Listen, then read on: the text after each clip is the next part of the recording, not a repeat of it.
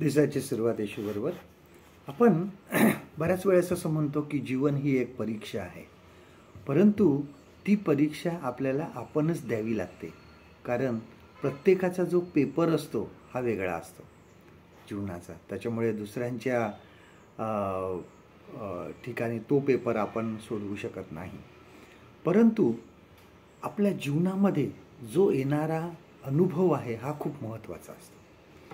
आपले वाडवडील जे आहेत हे आपल्याला त्यांच्या अनुभवावरून आपल्याला शिकवतात आणि त्यांच्या अनुभवावरून आपण शिकतो की कशा प्रकारे त्यांनी संकटाचा सामना केला होता.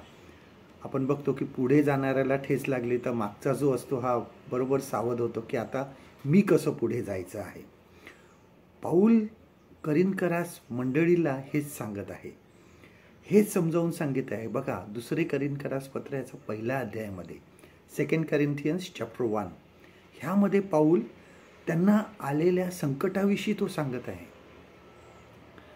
पाऊल म्हणतो की देवाने ह्या संकटामध्ये त्यांना आधार दिला.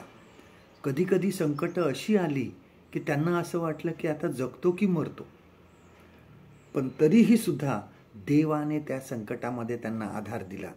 आणि पाऊलाचा जो संकटामध्ये असून जो देवावर विश्वास ठेवण्याचा जो अनुभव होता तोच तो करिन्थकरास मंडळीला देत आहे.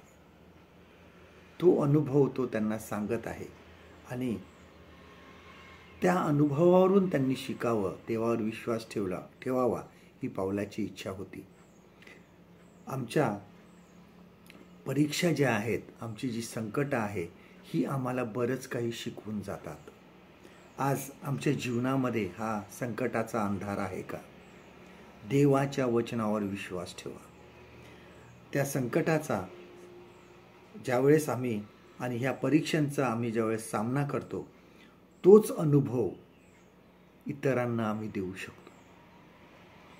जे तुम्ही परीक्षेच्या अंधारात शिकला ते तुम्ही प्रकाशात आल्यावर विसरू नका.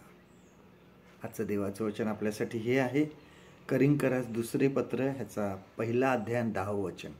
2 Corinthians chapter 1 and verse 10. त्याने आम्हाला एवढ्या मोठ्या प्राण संकटातून सोडविले, तो आता सोडवित आहे आणि तो आम्हाला यापुढेही सोडवीन अशी त्याच्याविषयी आमची आशा आहे.